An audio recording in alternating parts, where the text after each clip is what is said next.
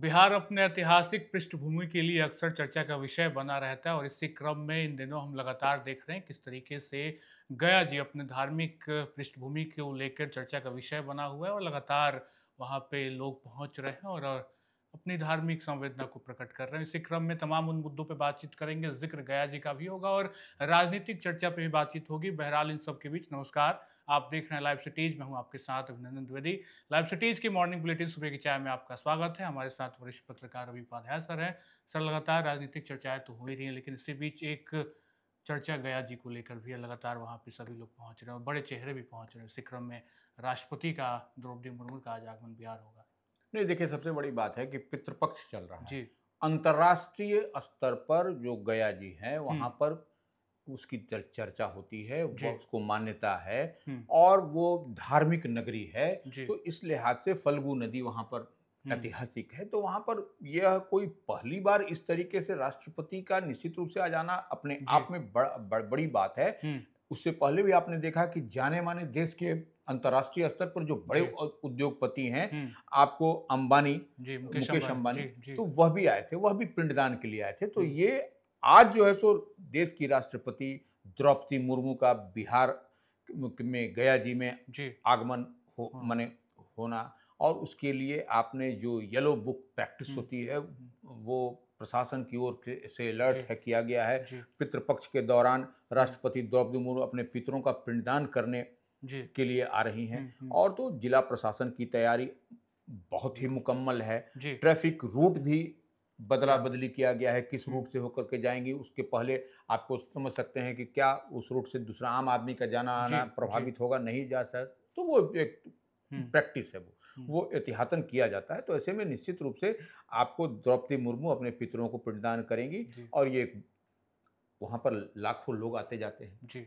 हर बार जो है सो पितृपक्ष के दौरान। तो राष्ट्रपति भी आ रही हैं। अब हम्म। देखने और समझने वाली बात है कि राष्ट्रपति उसके बाद क्या बोलती हैं, यह भी जी। देखना पड़ेगा। और इसके लिए सज माने जो गया को कितनी साफ सफाई हो रही है गया जी की, यह भी देखने वाली बात है। और अपने बिल्कुल। आप में जो एक वातावरण वहाँ बन हम्म। रहा है राष्ट्रपति के आगमन से पहले, जी। वह भी दिखाई पड़ रहा है। बिल्कुल, तो ये बहुत खूबसूरत तस्वीर होगी जब आज राष्ट्रपति बिहार दौरे पर होंगी, गया जी पहुंचेंगी और इसी क्रम में ये तो एक धार्मिक नगरी की नगरों से खबर निकल कर जो सामने आई वो हमने आप तक पहुंचाई, लेकिन राजधानी पटना बीते दिनों काफ़ी चहल पहल और सड़कों पे हुजूम और बच्चों का प्रदर्शन, लगातार हम ये खबर आप तक पहुंचा ही रहे हैं। और इसी क्रम में हमने देखा भी किस तरीके से शिक्षा मंत्री ने ऐलान भी किए थे टीचर डे पे कि 26,000 बहाली निकलेगी, लेकिन छात्र इससे नाखुश दिख रहा है। देखिए, सबसे बड़ी बात है टीआरई 4 को लेकर के निश्चित रूप से एक बड़ी आशंका हम्म। ये जताई जा रही थी कि जब छात्र रोड पर होंगे, जी। अभ्यर्थी रोड पर होंगे, जो तो कुछ न कुछ टकराहट होगा, हम्म। लेकिन हम्म। वैसी परिस्थिति हम्म। नहीं बनी। हम्म। खैर, थैंक्स टू प्रशासन हम्म। और थैंक्स टू स्टूडेंट जी। अभ्यर्थी। लेकिन यह मांग लोकतंत्र में छात्र किससे करेंगे, यह सबसे बड़ी और बड़ा और अहम सवाल है। जी। तो ये छात्र नेता दिलीप जो है सो मुंह पर कपड़ा पट्टी बांध करके जो चुपचाप एक तरीके जी। से कहा जाए बड़ा ही बर्दाश्त किया छात्रों ने। हम्म। और टीआरई 4 में शिक्षक बहाली को लेकर के जी। यह प्रदर्शन किया जा रहा था। हम्म। तो इतनी बात तो समझ लिया। और ये कहा जा रहा है 1,20,000 शिक्षकों की बहाली की मांग ये लोग कर रहे हैं, ये जी। जो टीआरई 4 की जो बात हो रही है। और सरकार ने केवल 26,000 से अधिक भर्ती ही निकाली है। तो निकाली। ये जी। लोग कह रहे हैं कि ये निकालिए, निकाली। हाँ। ये बजाबता ये विज्ञापन निकालिए और पब्लिश करिए कि जी। कितना बहाली कब से निकाली। क्या होगा, ये होगा। हम्म। और इसी को लेकर के छात्र जो है सो सर। विरोध कर रहे हैं। जी। अब टीआरई 4 जो परीक्षा है हम्म। उसके लिए सरकार ने एक जो है सो डेट डेट भी निकाल दी। डेट जी। निकाल दिया है। वह है 16 से 19 दिसंबर जी। तक जी। ये होगी परीक्षा। हम्म। और इसके बीच में आप इसके लिए बड़ी व्यवस्था की जी। जाती है, लेकिन दिसंबर में होगी। हम्म। यह सबसे बड़ी बात है, जिसका परिणाम भी जी। आपको उसके लिए भी डेट निकाल दिया जी। गया है कि 20 से 26 जनवरी तक जी। ये जो है सो परिणाम 2026 में, निकलेगा। हाँ। ये 26 में निकलेगा, 26 में। क्योंकि यह परीक्षा होगी जी। 16 से 19 दिसंबर दिसंबर तक। में दिसंबर तो साल का अंत अंत होगा। होगा। तो जी। ये निश्चित रूप से जनवरी महीने में, ये 2026 में यह जो है सो ये होगा। जी। और ये इन लोगों की मांग भी बड़ी है। जी। इन लोगों की मांग है 1,20,000 पदों पर बहाली की। जी। ये नंबर 1। नंबर 2 बात है, बिहार लोक सेवा आयोग टीआरई 4 का एग्जाम का कैलेंडर जारी करे। जी। निश्चित रूप से कैलेंडर जारी होना चाहिए हर चीज हम्म। का। जब यूनिवर्सिटी का, विश्वविद्यालय के कैलेंडर जारी किए जाने की मांग होती है, तो ये TRE-4 के लिए भी ये जी। बीपीएससी जारी कर सकता है, हम्म। इसमें कोई असुविधा की बात नहीं है। हम्म।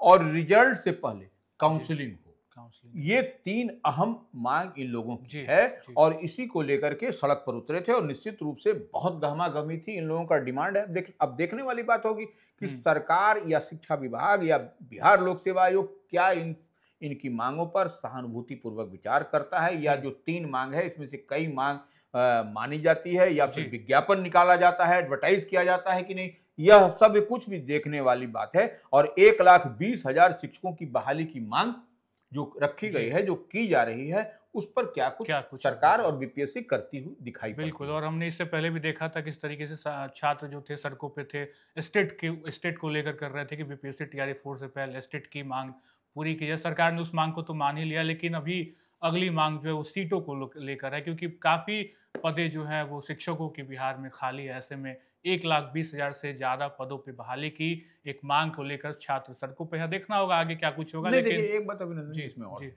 जी। अब इसको ऐसे समझ लीजिए कि आप क्वालिटी एजुकेशन की हुँ, बात हुँ, करते हैं, हुँ, तो ये हर विभाग के या हर क्लास के लिए, हुँ। हर जो भी विभाग है, केमिस्ट्री, फिजिक्स, जी। बायोलॉजी, मैथ्स, हिंदी, संस्कृत, हुँ। उर्दू, तो उसके शिक्षक तो पर्याप्त संख्या में चाहिए होने है। जी, चाहिए। बिल्कुल। हर स्कूल में जब तक नहीं होगा, और इसमें कौन लोग पढ़ते हैं? हुँ। आपके बच्चे, हमारे बच्चे जी, पढ़ते हैं। जी। ये जो मिडिल क्लास फैमिली है या लोअर मिडिल क्लास, वही लोग पढ़ते वही हैं। पढ़ते बड़े हैं। बड़े परिवार के बच्चे या बड़े लोग जो हैं, वो तो जी। बाहर अपने बच्चों को भेज देते हैं हुँ, पढ़ने हुँ, पढ़ाने। हुँ। उनके पास तो कोई चीज़ की दिक्कत नहीं है। तो ये बिल्कुल, आप निश्चित रूप से क्वालिटी एजुकेशन की जब बात करते हैं, गुणवत्तापूर्ण शिक्षा की बात करते हैं, तो यह बात होनी चाहिए। बिल्कुल। अदरवाइज़ ये ईमानदारी नहीं होगी जी, समाज के बिल्कुल। साथ। तो सरकारी तंत्र को ये चीज़ें समझनी होंगी। फिलहाल सरकारी तंत्र का एक बदहाली जो है वो बारिश की वजह से भी दिखता है।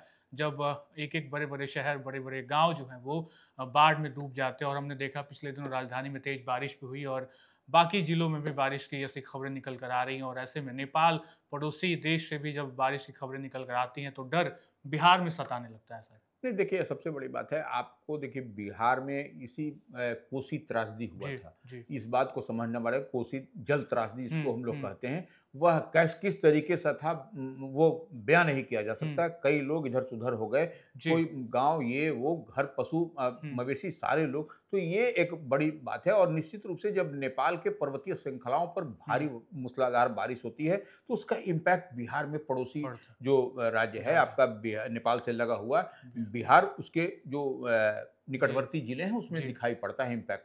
तो अब देखिए नेपाल में भारी बारिश हुई है, इसका इम्पैक्ट आपको कमला नदी में जी, दिखाई पड़ा। कमला जी, नदी पूरे उफान पर है, जी। और उफान पर होने के कारण तटबंध पर भी दबाव बना हुआ है। हुँ। और दरभंगा के 8 गांव में जो कमोबेश आप जी, समझिए उसके पानी प्रवेश कर चुका जी, है।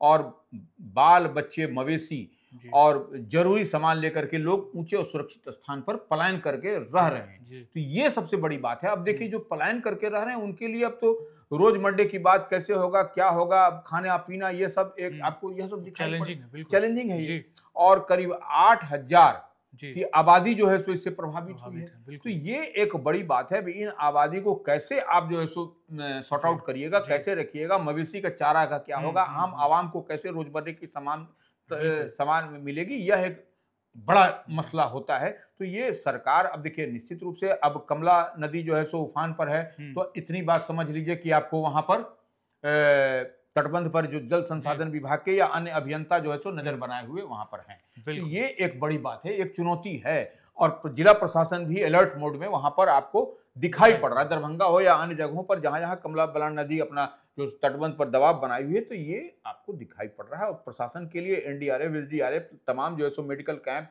ये सब जो है सो आसपास वहां पर कैंप कर रहे हैं। पशुओं के लिए भी व्यवस्था किया जी, गया है। जी। पशुओं के लिए भी जो आपको एनिमल हस्बेंड्री डिपार्टमेंट की हुँ, ओर से, हुँ। वह भी अलर्ट मोड में है, वह भी जो, तो यह एक परेशानी है निश्चित रूप से अभी। बिल्कुल, बाढ़ से बिहार हर साल तबाह होता है, और इसी क्रम में ये खबरें भी आप तक पहुँचाई हमने। लेकिन खबरों के बीच यात्राओं का दौर है, क्योंकि लगातार एक यात्रा खत्म होती है तो दूसरी यात्रा शुरू हो जाती है। विपक्ष लगातार यात्रा कर रहा है, तो दूसरी तरफ पक्ष को हम लोग देख रहे हैं कि वो कार्यकर्ता सम्मेलन कर रहे हैं। एनडीए कार्यकर्ता सम्मेलन में जुटा हुआ है, तो वहीं देखें तो तेजस्वी यादव यात्रा कर रहे हैं। इसके पहले हमने देखा राहुल गांधी के साथ वो यात्रा में थे। अब खुद की एक यात्रा, बिहार अधिकार यात्रा पर निकले हैं। अधिकार की बात हो रही है, इसके पहले वोट चोरी की बात हो रही थी, और फिर एक बार केंद्र में नीतीश कुमार का ही चेहरा है। हमला हर कोई घुमा फिरा के नीतीश कुमार पे ही कर रहा है, और चाहत भी यही है कि नीतीश को ही कुर्सी से हटाना है। नहीं, देखिए निश्चित रूप से लड़ाई तो जब एनडीए और इंडिया ब्लॉक जी। महागठबंधन में है, तो नीतीश कुमार चीफ मिनिस्टर हैं, तो हुँ। वो निश्चित रूप से महागठबंधन इंडिया ब्लॉक की यह है, जी। माने कि डायरेक्ट फाइट है। हुँ। इसमें कहीं कोई नहीं, ठीक है, प्रशांत किशोर की पार्टी जनसुराज ट्रायंगुलर वो प्रयास में हाँ। है, हुँ। लेकिन लड़ाई तो आमने सामने की है, इसमें तो जी। कहीं कोई इफ बट नहीं, किंतु हुँ, परंतु हुँ, नहीं है। हुँ। तो ये निश्चित रूप से तेजस्वी यादव जो बिहार विधानसभा में नेता प्रतिपक्ष हैं, जी। बिहार अधिकार यात्रा पर इन दिनों घूम रहे हैं, जो हुँ। एसआईआर के मसले पर जो वोट चोर गद्दी छोर का जी। जब नारा जब राहुल गांधी के साथ मिलकर के लगा रहे थे, हुँ। उस दरमियान जो जिले छूट गए थे, जी। जो विधानसभा क्षेत्र छूट गए, तो उसको वह कवर कर रहे हैं। कर रहे हैं। जी। तो ये बिहार और अधिकार की बात हो रही है। यात्रा में बीते दिन आपने देखा भी था हुँ। कि मधेपुरा पहुंचे थे। जी। मधेपुरा में प्रोफेसर चंद्रशेखर, जी। जो राष्ट्रीय जनता दल के बड़े और कद्दावर चेहरे हैं, हुँ। उनके क्षेत्र में थे, उनके जी। क्षेत्र में गरजे थे, और पूर्व मंत्री हैं चंद्रशेखर, तो चंद्रशेखर की चमक और धमक बिल्कुल। मधेपुरा में क्या है, यह किसी से छिपी हुई नहीं है। जी। विद्वान प्रोफेसर हैं, तो हुँ। ये वहां गए थे। उसके बाद सहरसा पहुंची थी। जी। तो ये निश्चित रूप से वह तेजस्वी यादव हुंकार भर रहे हैं, हुँ। और बिहार में पलायन और बेरोजगारी यह सबसे बड़ा मुद्दा है। इस बात को जी। तेजस्वी यादव बराबर कह रहे हैं, और हुँ। यह पलायन और बेरोजगारी तो ये तो कोरोना काल में भी दिखाई पड़ा। हुँ। लाखों लाख लोग किस तरीके से दूसरे प्रदेश से बिहार में आ जी, रहे थे, लौट बिहार रहे के थे। रहने जी। वाले। जी। तो यह तो सच्चाई भी है, और हुँ। तेजस्वी यादव ने 2020 में एक बड़ी लकीर भी खींची थी पलायन और बेरोजगारी को लेकर के। हुँ। तो यह भी कुछ दिखाई पड़ रहा है। और तेजस्वी यादव यह भी कह रहे हैं मुख्यमंत्री पर, अपने चाचा पर, कि नीतीश कुमार के बारे में कि सीएम अचेत अवस्था में है। हुँ। तो यह सब, और उनसे बिहार नहीं चल रहा है, तो ये सब, और जिसके पास डिग्री होती है उसको रोजगार जी। देने की बात कह रहे जी। हैं। तो ये कब देंगे, क्या करेंगे, कैसे देंगे, यह सब भी देखने और समझने वाली बात है कि आने वाले समय में क्या होता है। लेकिन निश्चित रूप से तेजस्वी यादव इन दिनों पूरे जो है सो बिहार में भ्रमण कर रहे हैं, दौरा कर रहे हैं, और ये मैसेज दे रहे हैं कि एनडीए की डबल इंजन की सरकार बिहार के साथ सौतेला व्यवहार कर रही है। जो मिलना चाहिए वाजिब हक भी नहीं मिल रहा। कहीं ना कहीं एक बात छन के निकल कर सामने आई कि जिसके पास डिग्री होगी उसे रोजगार तेजस्वी यादव देंगे। ये सत्ता आने के बाद चीजें पलटने वाली हैं। ये देखना होगा आखिर सत्ता किसके हाथ में जाता है। फिलहाल आज के एपिसोड में इतना ही। आपसे मिलेंगे फिर लाइव सिटीज के मॉर्निंग बुलेटिन सुबह की चाय के अगले एपिसोड में। तब तक के लिए बहुत बहुत शुक्रिया।